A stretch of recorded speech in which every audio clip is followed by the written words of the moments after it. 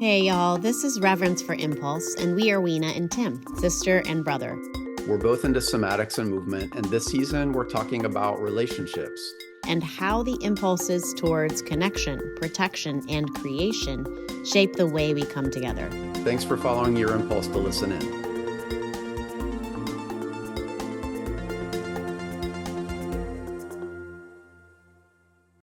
If you've had the experience of seeing Antonio's work, you know how magical, challenging, deep, gorgeous, and joyful his performances are. The last performance I saw had such a big impact on me that I still think about it all the time. He's known for his skilled blend of the weightiness of an activist with humor, sensuality, and play. In this episode, Tim, Antonio, and I talk about what it means for your body's scream to be heard, how it looks to be a dance artist in these times of such little funding and support. And we talk about what matters to us about having and being human bodies. I wanted to jump into his screen and move with him, not to mention his infectious giggle. And here he is, Antonio Ramos. I had all these feelings and thoughts going through my head, but I was loving seeing all of you, especially your feet and hands and legs and belly at one point, and the couch and the room and the sort of jaggedy, like crappy feeling I had before I was kind of telling Tim about focused into it. It's like it focused into like, well, I don't know. I'm not being articulate, but something about I don't know, what I value became very clear. And the jaggedness, it felt like it moved into the right proportion. Anyway, it was also just like delightful to see you moving around. And I felt lost while I was moving, but also, treated by knowing that you both were there. Like, I think it's very different than doing it on my own. Definitely to be witnessed is a powerful thing. I mean, I can share the same experience of like, being stuck and then suddenly being able to, especially when you do authentic movement where you just like exploring what's happening from the inside out and also exploring what's happening from the outside in. So it has that beautiful quality of like, yeah, I mean, I'm a dancer, so I love moving.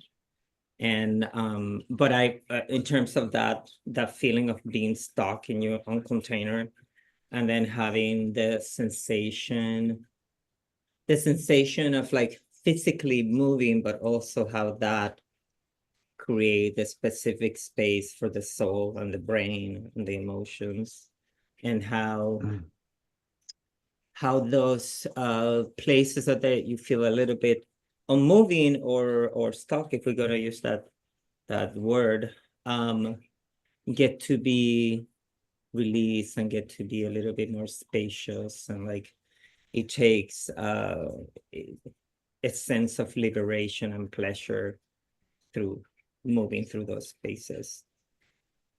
Yeah. And it was beautiful to see such a different movers and how the vocals, like you were involved with a lot of vocal stuff. And Who would you rate as a better mover? I'm just kidding. That's unfair. What we want to know is who won, Antonio. I think you both equally different, so that's hard to like. These are legacy sibling dynamics at play here. Yeah. One was more grounded, the other one was more airy, so when you say, like, the way I was hearing what you said is that in a movement like this where your eyes are closed, somebody's watching you, so you have like that sense of a presence, and you get to play with the inside out and outside in. I was kind of picturing like almost like there's a membrane between inside and outside, and it's sort of like moving to find its like right place. Yeah. Or do you have is there a moment in doing something like that where you feel like, oh, that's the place. Oh, I've balanced inside and out, or I mean, not? I think we did it in really short times. I think that Yeah. as part of like an exercise, it takes time to, I feel like the first 5 to 15 minutes are usually like that place with all your judgment and things come into your brain. So Mhm. you have that whole thing of like, oh, somebody's watching me. Am I going to be performing, or am I going to be trying to be myself? Like you keep going over and over until that jatter brain kind of goes into a state of like, it doesn't matter. It doesn't matter what you do. It's just you're in that purity of like pure you, the Yeah. pure movement that comes from inside you. So it's really difficult to say in 5 minutes that I have reached that place. Mhm. I mean, I noticed that I go through that place, but it's really hard to pinpoint, okay, I got that particular place. And the thing Yeah. about closing your eyes or getting off different senses into your system is like that you rely on touch, on like surfaces, on like what I hear, like what I sense, even when my eyes close, with the shade of the light is, so I can Mhm. kind of program my body within the sensations and this little box. So like Yeah. I know because I know my apartment, but also I don't know because I had a visual cue of like where things are, but things move around. So I feel like at some point I got my shoes. I was Yeah. like, what am I doing? Where am I? And then I completely got lost of like, did I left the shoes in the middle of the room or not, or whatever. Mhm. Yeah. So I don't know. Did I answer that question? Yeah, I love what you just, I love being lost. Yeah. I love waking up to being lost in a little bit. Like from a dream sometimes I don't, you've probably had the experience of waking up and you're like, where am I? What actually is like, it can be terrifying, but it's also so like wonderfully jarring to feel like, oh, like I have no idea, which I feel like is maybe a base, for me, that's like a base human state to come back to. I have no idea.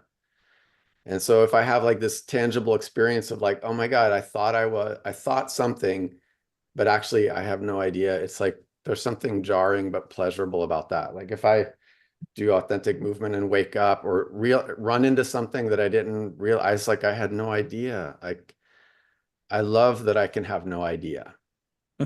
I love it I, when it's safe. yeah.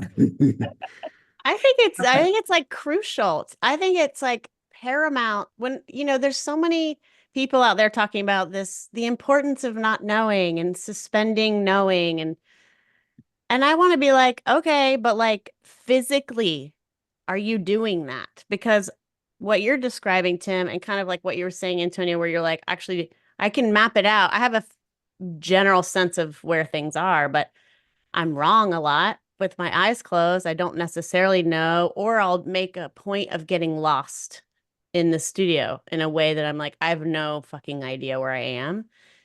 And I want to be with that.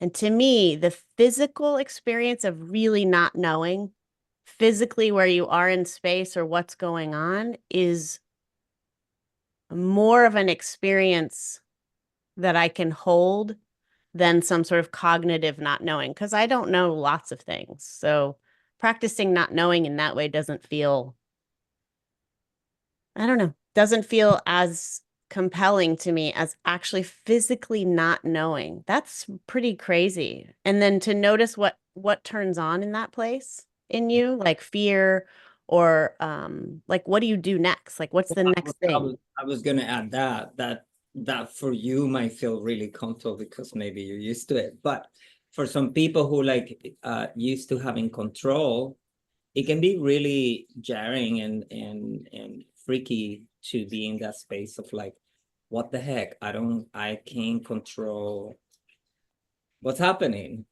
So, but I feel like it does something to the nervous system. I also practice Feldenkrais, and a lot of the time it's a somatic method that it works with the developmental movement of the body since you were born all the way until you're older.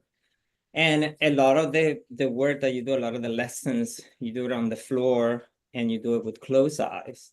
And the reason for that is like it shut down.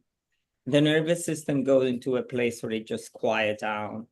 And then you experience the movement from the inside out more than from the outside in.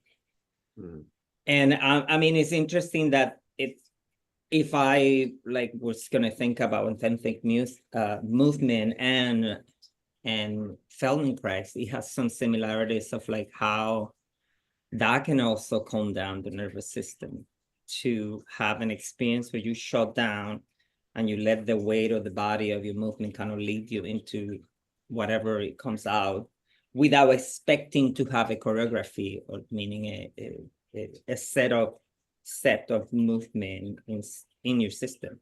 Of course, those things that you have it as a human being from like dancing and doing other things, or like technique, or like moving certain way, but like when you get to that place where all of that comes out, then I feel like it's liberating for me knowing that the true movement is behind all that. And that take a practice to keep doing this particular thing where you actually, yes, you know you've been seen, but it's not the same as you dancing or moving and you have your eyes open and you can see and receive information from the people who actually are watching you. It's like I mean, I love that place of like knowing and not knowing in that sense where the movement becomes pure and then there's no judgment around it, or no judgment received from the viewers. And as a performer, I think that's like really beautiful. Oh, yeah, being too, like, you know, it's just like, wow. Did y'all meet in authentic movement? I can't remember how y'all met. No, I'm just like a huge fan. Okay. So have you met? I mean, yeah, Okay. we crossed paths. Like the last time I saw you was in the studio. But like we don't know each other that well. We have not hung out really. My friends have worked with Antonio and I've seen many of his shows. So Yeah, well, Antonio, I'm curious, like what's really mattering to you lately? As a movement wise, or like a general question? General, yeah, just like. Well, as an artist, I think I'm trying to advocate things that are like really bothering me about the world and the state of being we are as human beings. And what's happening in the world is really affecting a lot of my creative process. So in what ways? It just like I'm just so sick of just dancing for dancing. Even though that's important and that's really a beautiful art and craft, I feel like as an artist, I have an obligation, or as a human being, actually, more than an artist, to use my art as a protest for like what's happening in the world, like genocide and capitalism, and like, I mean, on and on. We can go with all the isms. Yeah, I'm trying to do that through my work, and it's difficult, and you know, you don't even get paid for that. But that matters to me. It matters about healing the body, the soul, the mind. So I'm also a massage therapist and learning all this weird therapies, and you know, I just got certified for cranial psychotherapy. So I'm like, another space of like it kind of the same way, because it's like you have to hold the person in your hands, and that way create space for them to go into these different levels of like death, and like things can come out emotionally, traumas, generational trauma, like ancestral trauma, all this like layers that you can really pin them down with like a massage, for example, where you actually just doing a physical stroke. So this is like a really going into the conscious and unconscious way of like the brain waves of the body. So yeah, I'm interested on that. I'm actually performing November 4th. So, Where? at Judson Church. Oh. And I'm trying to attend a piece and talking about stigma, AIDS stigma and HIV, and also the genocide. And I'm putting leeches on stage, and I'm going to take them off, and I'm going to start bleeding while I'm performing. Wow. It'll be like are they going to be attached when you start? well, they'll be attached when I start, but the thing about it is like I have to take them out. I have to time it. So it's like they have to be in my body for about 30-40 minutes in order for the saliva to get into my blood. And then the saliva, what it does is like it makes the blood thinner so it don't coagulate as much. So I start bleeding. Okay. So the blood is not pure blood, it's more like lymphatic stuff coming out. But I wanted to do that, and then I'm putting I'm using some of the activist work, like Felix Gonzalez Torres, who is an activist from the 80s, 90s. And I'm referring to some of the work that he did. He did usually installation and have like all these wrappers in a corner, like empty wrappers of candy and curtains blowing. And anyway, and then I'm doing a little bit of a vampire thing because it's related to the blood, and I always use humor into my work. So it's like a little, you know, like the leeches got me, and then I became a vampire and blah blah. Oh my God. I have a little video projected on me at the same time I'm dancing, and yeah. It sounds like very multi-layered. Yeah. Biological, videographical, Props, props. Yeah. movement. I mean, all of his work, everything I've seen has been very multi-layered. Yeah, I'm trying to. It just so that's my, you know, I really wanted to say something about what's happening, and I'm very intrigued and very disturbed by the genocide. And like I mean, I'm from Puerto Rico, so also talking about the new election and like all this. Yeah. Which side it takes is like none of them are like right. I know. It's so rough, and this is our final week. This is being recorded a week before the election. So I saw this film recently that some of what you're talking about makes me think of, because when you said, I could sort of hear the emotion in your voice when you said dance just for dance is like lovely, but like what are we fucking doing as human beings about this or that? And this film was a documentary of it hasn't been released yet. It was in a film festival, but it's called One to One, John and Yoko. And it's about when John Lennon and Yoko Ono moved from London to Greenwich Village and stayed there for like, I don't know, a year, a little bit more than a year, kind of immersing themselves in activist stuff clumsily. And the film is about that as well. It's not a John and Yoko as biblical savior type of a film. But what was so like fascinating and beautiful, and what it evoked in me, is like somebody who had this massive, massive platform, like maybe being one of the most famous people in the world, turned all of his attention, and his partner did as well as an artist, towards raising voices about real serious dysfunctions and harms. And when the film was over, I was just like, I felt so angry. I was like, where are those people now?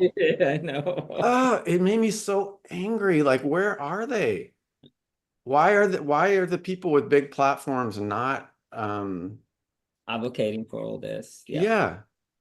And you know, you can start to hypothesize about the different reasons, but a lot of them come down to fear, and a lot of them come down to hoarding, kind of like people who are rich want to stay rich, and this would be a threat to their richness. And they've risen to elite status, even if they didn't start there. Mhm. And nobody wants to go back or risk going back, or I got mine. Sorry about the rest of you. Like there's just so many like frustrating tendencies there, and particularly about artists, because clearly politicians are not going to lead in this way. Like Yeah. but I remember feeling an anger Yeah, at the end of it. I share that anger with you. Yeah.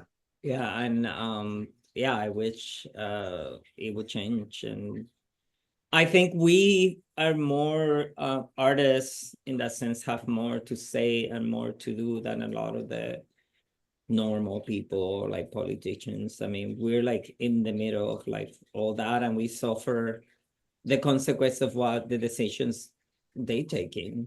And even though,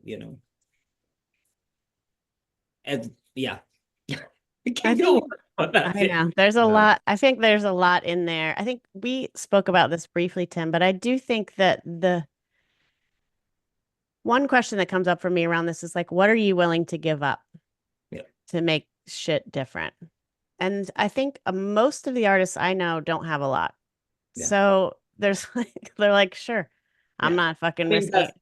I thought about that, the same thing. Like I was like, Yeah. what are they gonna take away from me? They already have taken everything away from me. So Right. And you've never been financially like really supported by Yeah. art in your livelihood. Right. But I also wonder, Yeah. like, if at that time, I remember reading about all these different artistic movements that were sort of rooted in activism, and the cost of living was literally much less. So Yeah. you could live in New York and be an artist and have a place to live. Yeah. Like at that time, I think there was more risk taken because people were less afraid. And the sense I get now is that there's such fear around losing and seeing, Yeah. it's that there's maybe less courage. I don't know, but I don't like when I think of you, Antonio, I think the word courage is there, not just because of all the nakedness, because that's part of it, but also there's just there are choices that you make that could easily fail. Yeah. Like I'm just like if I came up with that and I was like, "Oh yeah, let's do this." I just can't even see it happening. But there's a way that you're just like, "Fuck it." And there's a commitment to your choices and the sort of radical place of like what could go, not what could go wrong, but like how I can make this choice and I will stand in it and commit myself fully, because what can they do to me? Kind of like what, I don't know. There's something about what could they take from me that leads me to your work, which is like, I don't know, almost not a like come for me, but just like, what are you gonna do? Does that resonate? Or it does resonate. I mean, I don't take me wrong. I mean, I'm always fearful of like the consequence of like my performances. And I also I mean, I'm privileged as well that I live in an apartment that I don't pay that much money because it's rent stabilized. So I get a little bit of that. And even with that, I struggle. There's barely any money to like pay for health, for this, for the other.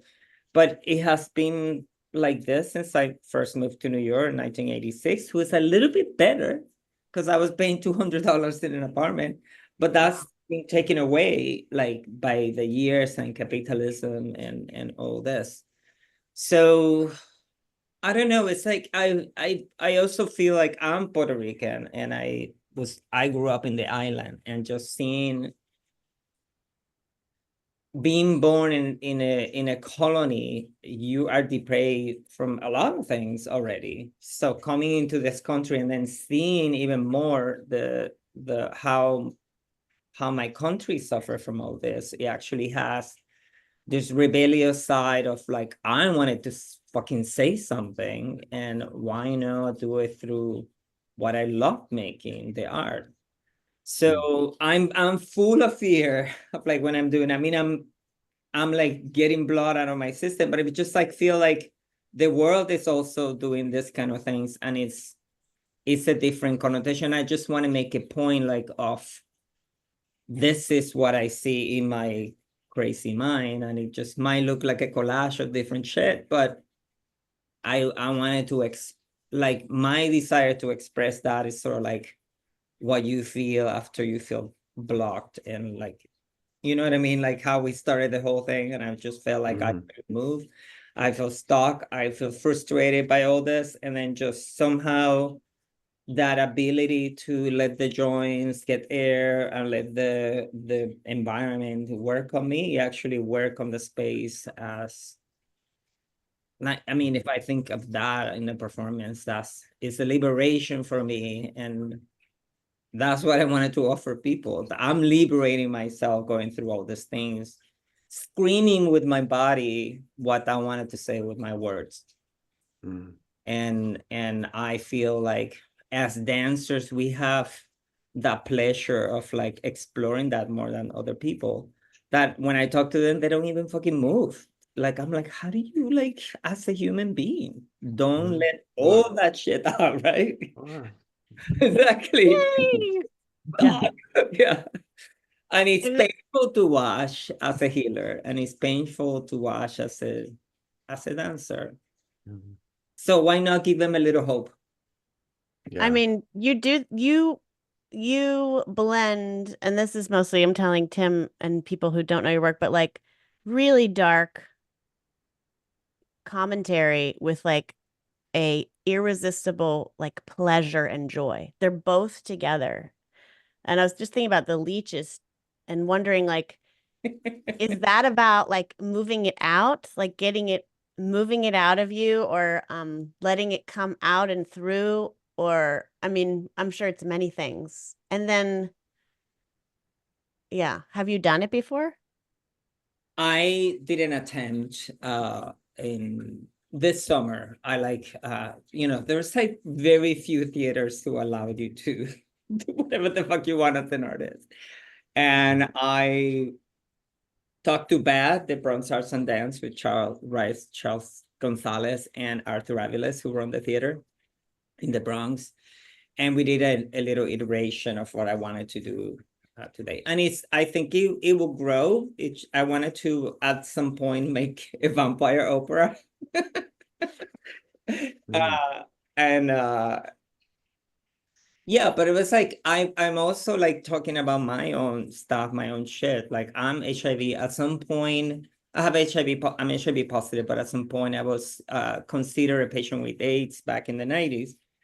So I never had the chance to talk about that. And there's so much stigma about like dating around that time without PrEP, keeping everything in secret, having so much racism and classism and all these things about not being able to express how I feel and what this disease have done to me. And like, I was really young when I got it. I was like 16. Oh. I had no idea about HIV and AIDS. And, it was the 80s. So it's really, really scary to come out and tell the truth to people, to friends, to family. So, I mean, part of my own diaspora coming to New York City was like getting away from like all the taboos of like being HIV AIDS and being gay in Puerto Rico back in those days. It was like really terrible to. So this is my scream. This is my, this is some of the ways that I can just express that fury and feelings of like not being able to express. And blood is super powerful, and I'm sure people are gonna be grossed out and like all these questions about HIV plus hepatitis plus this plus the other. That I mean, if you look at some of the artists in the 80s, in the 90s who did work with blood, I can't remember who this artist was, but he just had, it was pig's blood, but he had this bags that exploded into the audience. Yeah. And they put him in jail, thinking that he was contaminated everybody with HIV. And I don't know, that's, to me, it's like they have made a history for me, so I'm able to do the crazy performance that I'm doing. And why not? Like, I feel like the best way of telling the truth is with humor. So like there's a little bit of humor into bleeding myself out with leashes and having a piece that is about vampires. Like, you know, an analogy of like what's happening, you know. Yeah. Yeah, Like, we've totally. been sucked by everybody. We've been like, the artists are like the food of like a lot of Americans, and we are being treated awfully, especially dancers. So I feel like I'm always giving up or like bleeding myself, and also the genocide. So there's so much blood and spill through the kids and like other people who like, you know, this When you're power thing. when you're like when you're not expressing via movement and art and what happens inside your crazy mind, like when that's not sort of turning into something, like where are you in your relational life? Like I think about, like, sometimes my first instinct, maybe as a Westerner, when I get angry, is just to sort of go inside and be angry. But my second response, gratefully, is to sort of like turn to those people who are around me, like my intimacies with, well, people and non-people, like to share some of that experience and to be able to collapse sometimes, or just to be able to be feel not alone. And I'm curious, like what what intimacies, or where do you go when you're, I think I do it all. yeah. Community is great to cry and have somebody's arms to like hold you and cry. Friends, lovers, nature is incredible. I like, when I feel super wounded, I go to nature, and I feel like I mean, and it's proven, like, you oxytocin gets, you like all the hormones get back and you rejuvenate. I think the earth has that ability to give us. I dance in nature quite a lot. Where do you go? I go anywhere, even to the park. I go and I Yeah. do my little dance. And sometimes, I mean, before the pandemic, I feel like everybody's doing this now, where they're just doing all these videos. But before the pandemic, I was already doing like this is my living room. I created so many pieces from here. Like, I will come here, put like a really nice music, and then I dance my ass off. And I mean, I have all those. I also do medicine work, so sometimes I go and do either mushrooms or ayahuasca. And I get, like, right now I'm going in November, like next month, I'm going for 3 weeks into the jungle. And that's kind of like my retreat. And I study with the indigenous people of Peru, the Shipibo people. And then I go and I do all these diets, like a crash diet with like different plants. And it keep me going. It give me hope that, you know, I can heal the world as well. And it just like, I have to do my own work of like rejuvenating everything, reconnecting with the earth, cry a lot, like all the shit that, you know, you do in medicine world and the plant medicine world. And if not, I'll just, you know, keep living. Yeah, I mean, I try all of the above, like therapy, like no therapy, depending on the money.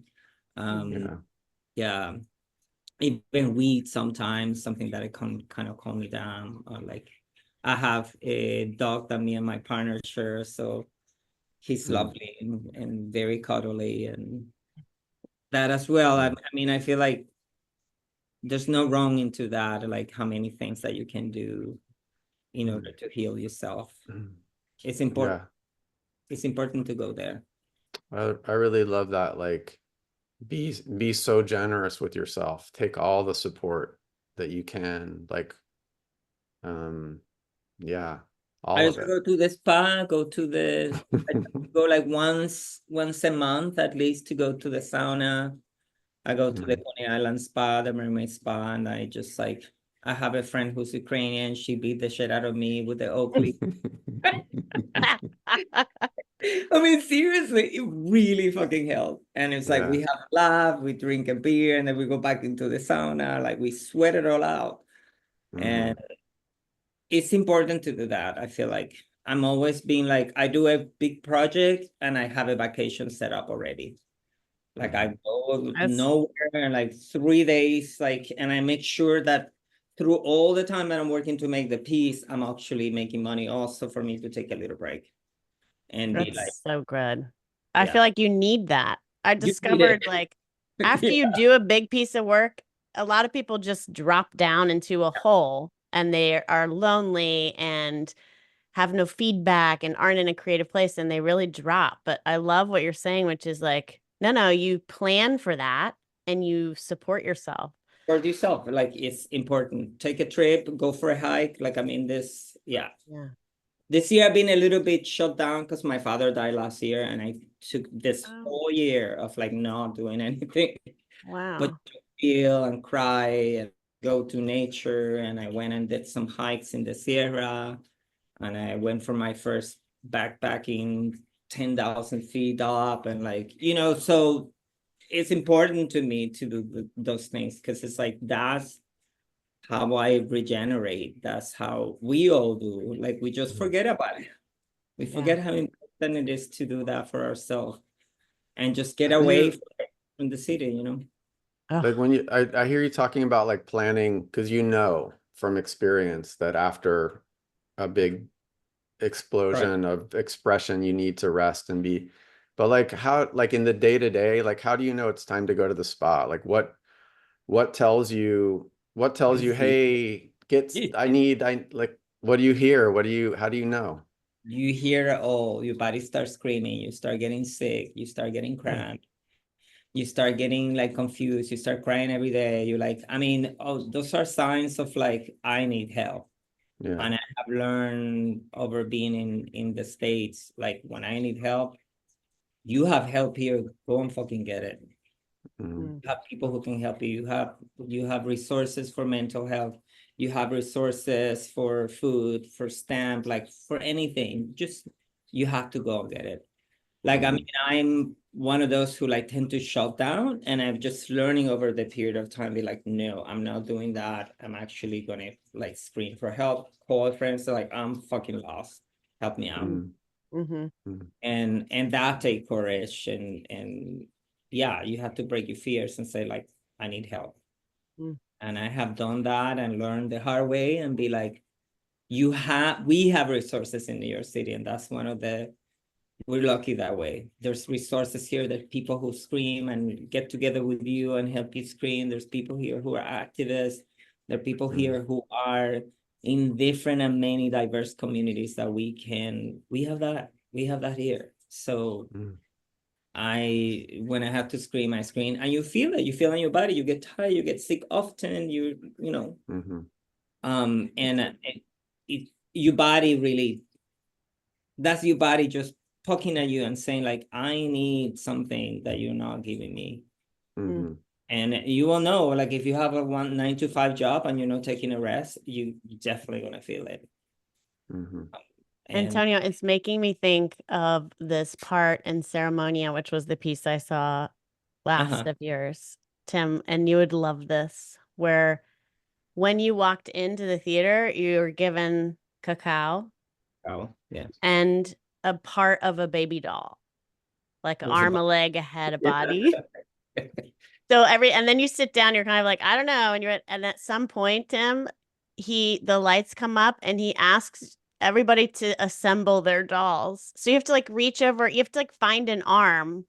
So you're like, do you have an arm? So like people in the theater are physically putting these people together. Yeah, but we're like communicating, we're getting together, we're laughing, like we've got too many legs and we don't need a head. And then it's assembling, like making whole these things by being in collaboration with each other. And it's like, I don't know, these little joyful, and you're like laughing, and it's so funny and weird and also so beautiful and touching. And then you sit back down. It's sort of like, it's like, it's it's sort of what you're saying, which is like relying on each other to become whole again. And I just love that. Oh, thank you. That was really fun. So fun. I knew I needed to use those Barbies.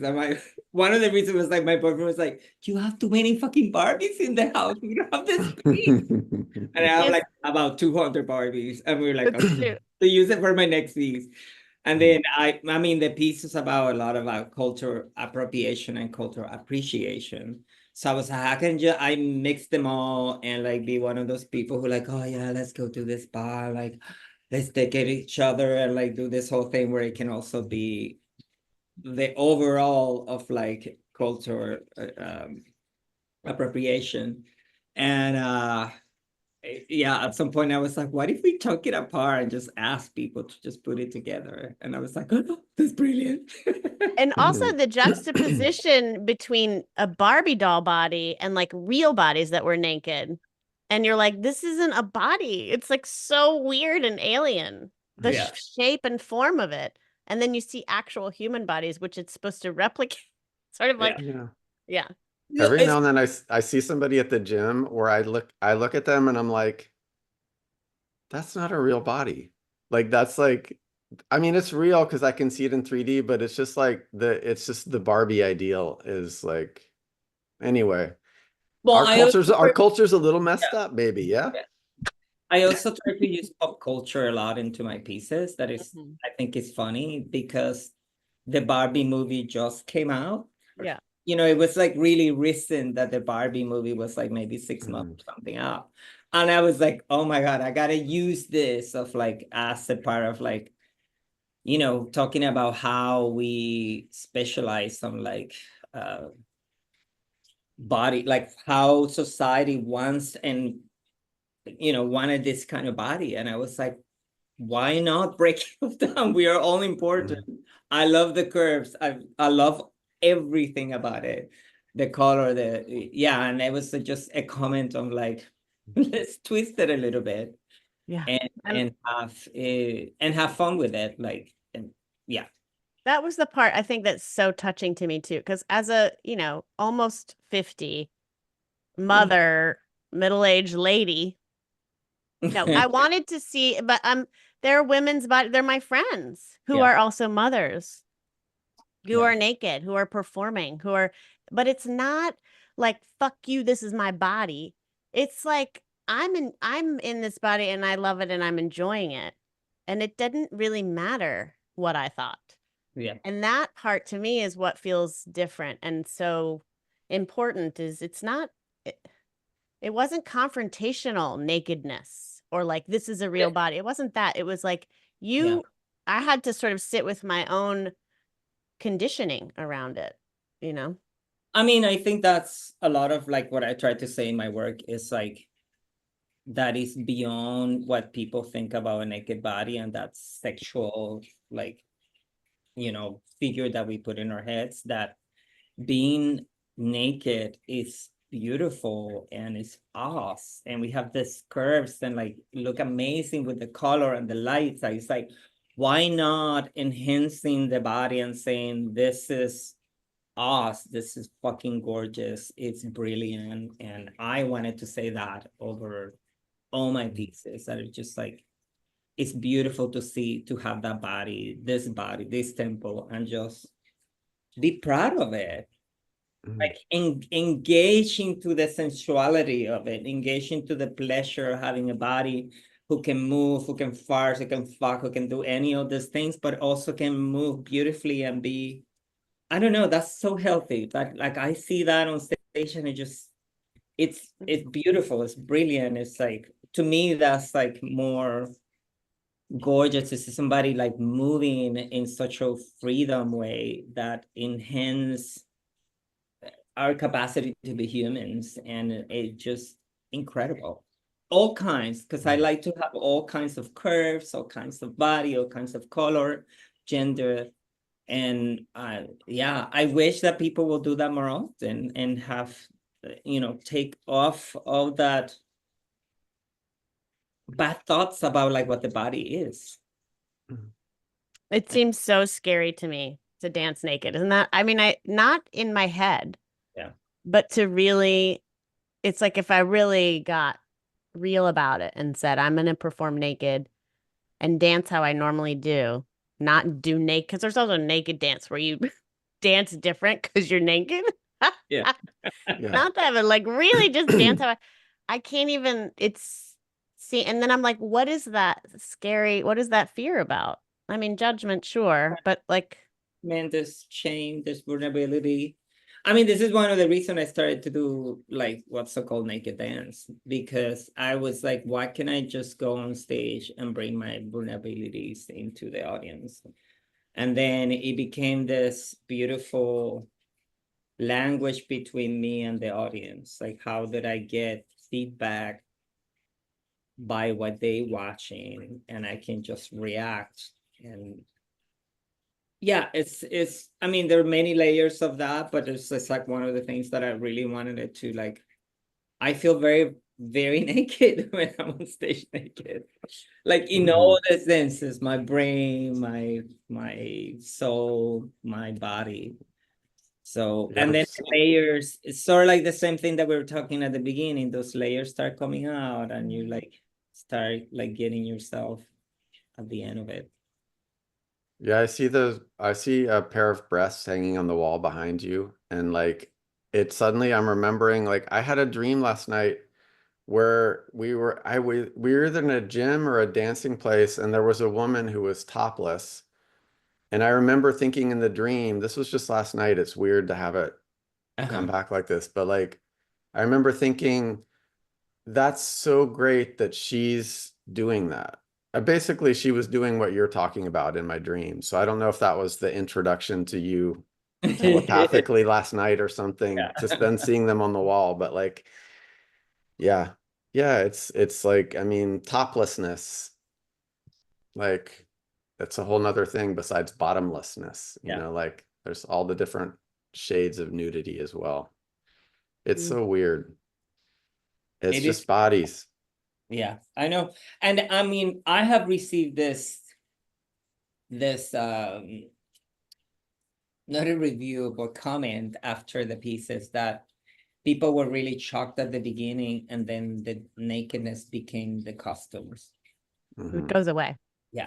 Quickly. Like, you don't very quickly, they just like it doesn't matter anymore, and then it becomes that beautiful person that you see dancing awesomely, So yeah, it just like we're not used to. I mean, you go to Europe, everybody going to the spot, mix people, everybody naked, and it's not a big deal. But for some reason in the States, it's such a huge taboo. Puritanism, right? Yeah, it's like, oh my gosh, here we go again, back to the cave people. I know we're like close to getting closer to an hour, but I'm curious, Antonio, like what like you said you're from Puerto Rico and you're in New York since it sounds like early days, teenage years, maybe? Yeah, I came here when I was 17. Yeah. Oh my And like God. what is cultural navigation been like for you, like as a through line in your life? Like you're living in a place that you didn't start in, and you've obviously, it sounds like you've traveled as well, and to do medicine work, and to Europe, and you've experienced different places. Like what is that navigation like for you where you sit now at this age? It's pretty rich. I mean, it's pretty rich. It was very scary at the beginning. It's still scary with the future because you never know. Like I never know like when they're gonna take the rent stabilized apartment or so on. Luckily, I have a partner now who inherited a house in Woodstock, and we've been working on it for 3 years. And I feel like if I lose this, at least we have something upstate. We didn't realize how expensive it is to have that. So we have working with roommates and like possibly making the garage into a dance studio. so I will have a place to experiment and keep creating some work. It's culturally, it's been very enriched to be in New York City. I mean, I've been to a lot of places in the world because of my dancing career. And I started, like, I came here when I was 17. I got a job in Ballet Hispanico for 3 years. Oh, I didn't know that. Yeah, so Huh? I worked with them 86 all the way to the 90s. And so I had the chance to like travel a little bit. I worked with Petronio, who was like back in the 90s. He was really traveling to Europe and South America. So I performed with him, and then started from there to do my own work and starting to freelancing with other people. So I got the chance to see a little bit of the world. And yeah, I mean, it's scary because it's like there's less and less funding. So I think I will be creating things, but who knows if I go into like small work and like do solos. Or I mean, the only thing that I can see now that I'm like projecting to the future is like that as a small group, I might be able to maybe tour or do other things that I never be able to have. For the last decade or so, I've been doing enlarged pieces where I use like 8 to 10 people on stage, and that's been a lot. And I've been rethinking after the pandemic, how can we make this happen in terms of sustainability? So that's changing. And who knows if hopefully I will get funding, but you never know. So I feel like regardless of that, I will do my small things and keep creating sort of like performances that are active, like activism, and using all those things to just for my soul. I feel like I do this thing for my soul. Like I can't do And it. It's like, yeah, it it feels. sounds like you also have all these other modalities that you have Feldenkrais and craniosacral and massage. Like you have your own.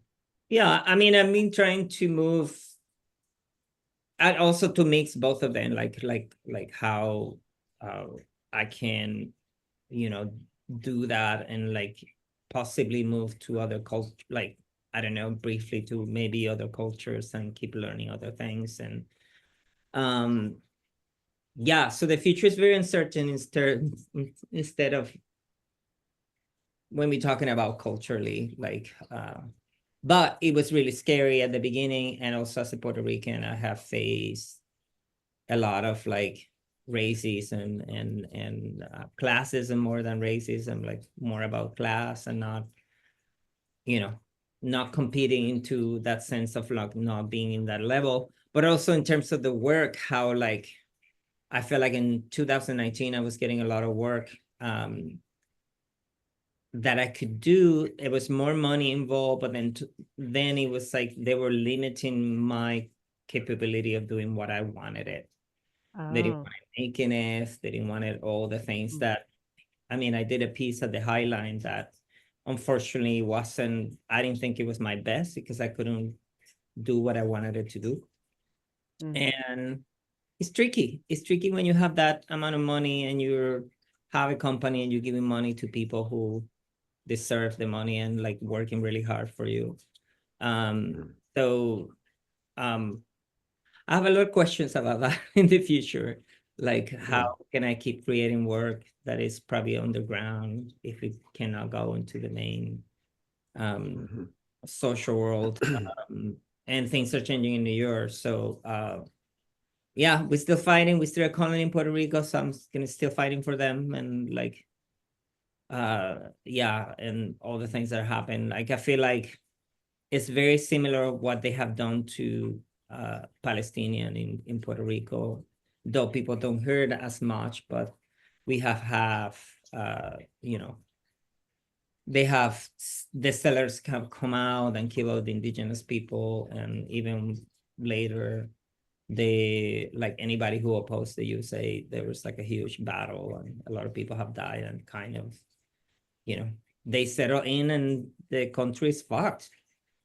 And now they wanted to make it into a state, or they calling it a garbage island or whatever they want to say. But you know, we're pretty resilient people, and yeah, and hopefully we can learn from each other and just Mhm. peacefully, like, You have people there still, I guess. yeah, I mean, all my family's there except Yeah. one of my sisters who live in Miami. That Mhm. now she has become a ballroom dancer after Wow. at age 50. Is quite incredible. Oh, that's Yeah. amazing. Oh, that's so cool. Yeah, it's really cool. And she's competing and having a really beautiful life. So I was like, it's so inspiring to like that I inspire her to do that. And now now that her kids are a little bit older, she's like, I can be a dancing mom. It's really Oh my cute. gosh. I love it. I love Yeah. it so much. Yeah. So I don't know. I mean, I don't know if I answer. I went through so many Yeah. ways to like answer your question. But I mean, the whole point of like these conversations is just three people who are feeling curious together about what's going on and how we respond to it. And yeah, it's been like it's been really like sweet to share energy with you and hear about this yeah. fascinating creature, Antonio Ramos, who I don't know, but is in a sweet little apartment in New York creating liberatory art. It makes me feel more connected. I appreciate it. Sweet. Respect how my friends live. Respect. Yeah. Oh, I can't. I see you guys meeting each other in the future for sure. What is it? This? I don't know. I have a friend who always like respect, man. Yeah. It's like, One big clap on the back. ouch. I want a loving, rubbing touch. Antonio gives very good hugs. I think I got one of your hugs at Oh, the studio. Oh, You so know what's lovely. funny? I was looking on Instagram this morning and it said that when a man kisses a woman to go to work, the first kiss is really beautiful, but the second kiss, if it lasts 20 seconds, it just brings the oxytocin into your system. And he said when you give a hug, you at least you have like a 20-second hug. For sure. Because it stimulate Yeah. the Well, oxytocin. you already do that intuitively. I think it's a Puerto Rican thing. We really, when we hug, we're like, oh, Mm. come here. Yeah. Feel Oh. that body. Yeah. Yeah. Oh, I love it. Antonio, thank you so, so much for spending time with us and for Lovely. Thank you for having sharing your brilliance with us. Yeah. Sweet. More soon. Yeah, I hope so too. I get to know you a little bit better. Yeah. What a gift to explore the artist's life with Antonio in such intimacy and vitality. Thanks again to him for his presence, courage, and irreverence. You can learn more about his upcoming shows and body healing offerings in the show notes on your preferred podcast platform.